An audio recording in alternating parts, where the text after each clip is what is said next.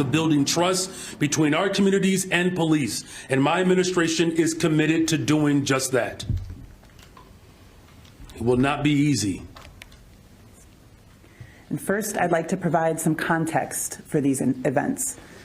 On March 21st, 2024, Dexter Reed Jr. was driving westbound near the 3800 block of West Ferdinand Street when he was stopped by an unmarked Chicago police vehicle carrying 5 plainclothed officers assigned to a tactical unit in the 11th District. The purported reason for the traffic stop was that Mr. Reed was not wearing a seatbelt. Upon stopping Mr. Reed, I lead the Civilian Office of Police Accountability, COPA, which is the city agency responsible for conducting administrative investigations into allegations of police misconduct. And it is in these situations, when deadly force is used, that the need for accountability becomes even more paramount.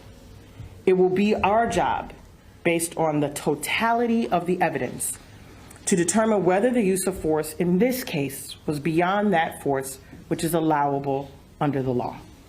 And the Cook County State's Attorney's Office. All of us up here are making a firm commitment to collaboration, to cooperation, and to provide transparency for the people of Chicago so that we can ensure that accountability is upheld and justice is achieved. Officers involved. If our office determines that the evidence is insufficient to meet our burden of proof, which I want to differentiate this from the burden of proof from COPA, which our burden of proof is beyond a reasonable doubt.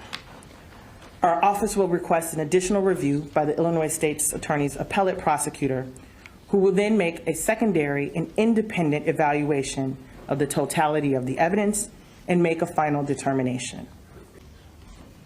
Because the people of Chicago deserve to have awareness and full knowledge of police shootings. When someone is shot and killed by police in our city, my administration will lead with transparency.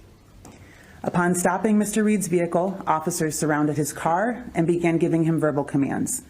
The situation escalated when Mr. Reed did not comply with those commands, and multiple officers pointed their guns at him while continuing to shout commands. Within less than a minute, an exchange of gunfire occurred, leaving Mr. Reed dead and an officer shot in the forearm. Our Law Enforcement Accountability Division, also called LEAD, will carefully examine the totality of the circumstances and determine whether the force used here by the officers was warranted or constitute grounds for criminal charges. Our lead attorneys and investigators will conduct a thorough review through their standard protocols. This includes coordinating with the investigative agency, communicating with COPA, verifying that all investigative steps have been completed, and reviewing all the evidence to determine whether the use of force was warranted. If the evidence proves beyond a reasonable doubt that the force used was illegal, our office will file criminal charges. If our office determines that the evidence is insufficient to meet our burden of proof, which I want to differentiate from the burden our burden.